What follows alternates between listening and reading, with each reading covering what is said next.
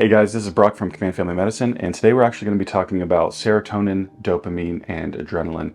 But first, I wanted to go ahead and review what we talked about last month real quickly. We talked about the central nervous system. We talked about how it has two drives, the parasympathetic drive and the sympathetic drive, and how gear one is when we feel calm and relaxed and on low alert, and this is the gear in which we can rest well, digest well, and our reproductive systems function well. However, when the amygdala, or the fear center in our brain, gets activated, our nervous system trips into this overdrive gear. We often become hypervigilant, kind of on the lookout for danger, what could go wrong, what is going wrong. And then also we often become irritable because we're already dealing with so much stress that we're not really wanting any added stress onto our mental plate, and so we tend to have kind of a short fuse and kind of push things away from us that could be stressful.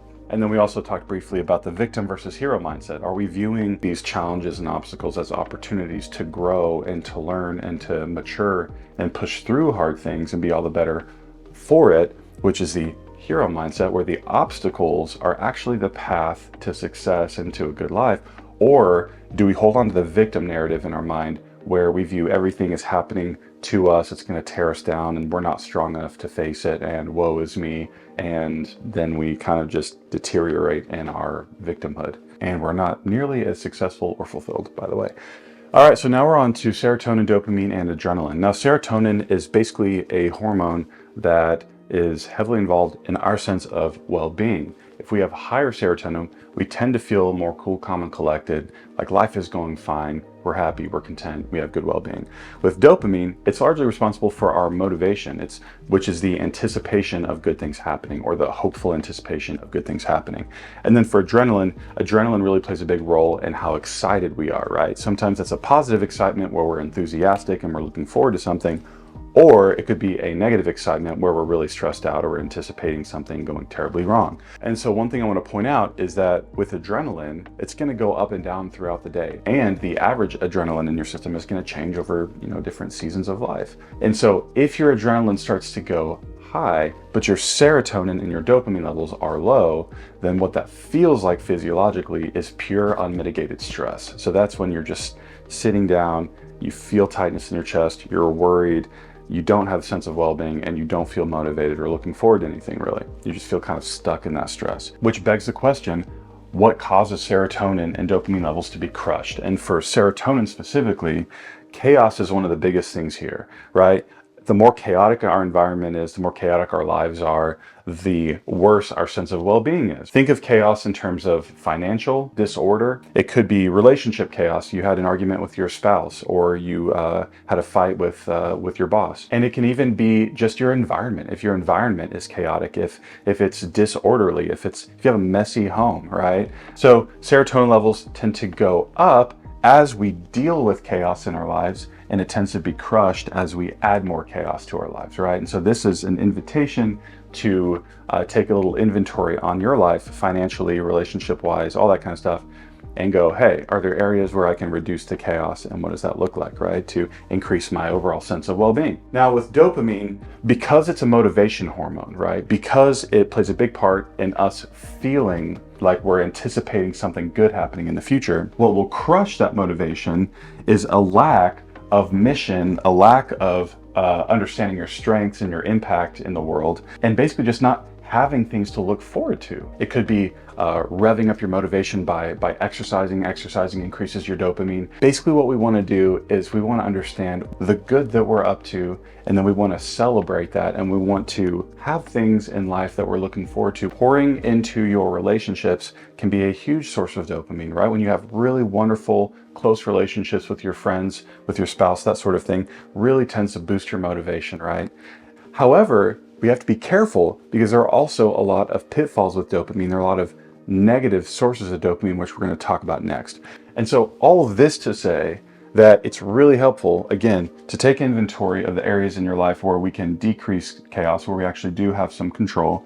And then also ask ourselves, do we need to brush up a little bit on our ambitions, on our dreams, on our goals as a family, as an individual person? How are you trying to grow and become a better version of yourself and to be able to have more impact on others? All right, so with the dopamine litmus test, we're trying to decide what behavior or what activities are we going to do that might improve our dopamine? And so as we're trying to decide how to spend our time, the question is, are we going to mostly participate in sources of healthy dopamine or in unhealthy dopamine? And how do we know what's healthy and unhealthy in terms of good fuel for dopamine?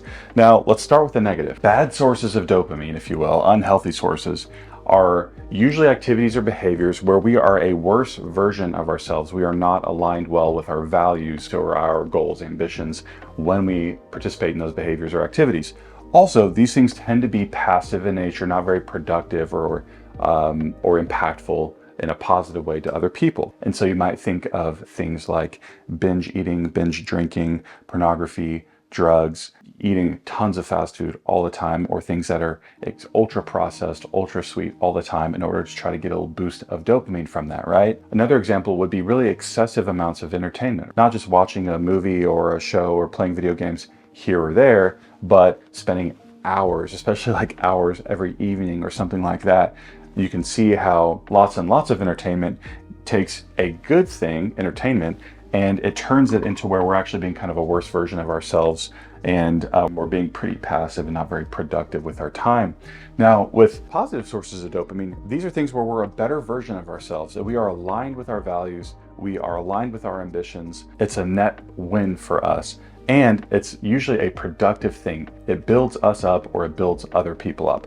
And so a big booster of dopamine would be exercise, also sauna, cold plunge, pouring into those relationships like I mentioned earlier, big source of dopamine. Work on your dreams. You've been wanting to buy a house, or you've been wanting to achieve some career goal or impact your community in a certain way. Really pour into that stuff. Those can be really healthy sources of dopamine.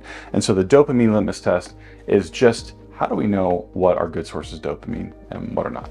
And by the way, when it comes to keeping your dopamine levels at a healthy kind of sustained level, it's important to celebrate your wins. It seems like a cliche thing, but it's really important. When you do achieve a milestone, celebrate with someone else. When you get an award, when you get a promotion, when you have a great conversation with someone that you feel was really impactful, share that with someone else and celebrate it. Get better at celebrating life and the things that you're looking forward to and that you're pouring your blood, sweat, and tears into. And that's going to help keep your dopamine levels a little bit higher. And when you do that, it's a lot less tempting to come over into the kind of unhealthy bucket of dopamine behaviors and start binge eating and sedentary lifestyle and just gobs of entertainment and all that kind of stuff. And that brings us to this month's featured command service, which is X-ray. We have a state-of-the-art X-ray machine now in-house, and we only charge $50 for a series of X-rays, and that includes the radiology read. And so if you get injured, if you fall on your wrist, if you twist your ankle, if you have something going on where you feel like you might benefit from X-ray,